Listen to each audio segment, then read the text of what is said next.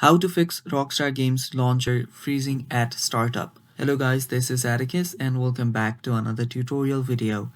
In today's video, I'll teach you guys how you can fix Rockstar Games Launcher getting stuck or freezing at the startup. Now, before we begin, if you guys are new to our channel, head down below and hit the subscribe button so you do not miss out on our future videos. Also press the bell icon so you get notified when we release our new videos.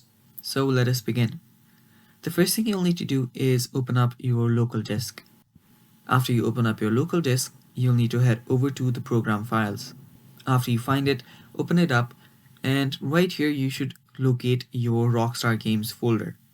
Now, after you find your Rockstar Games folder, open it up and you should see two different folders.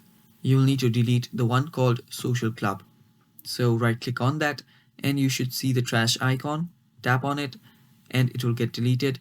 After you do that, all you now need to do is head over to your start and restart your laptop or computer. After you restart, your problem will get fixed. And that is all for the video. Thanks for watching guys. Stay tuned for more and bye bye.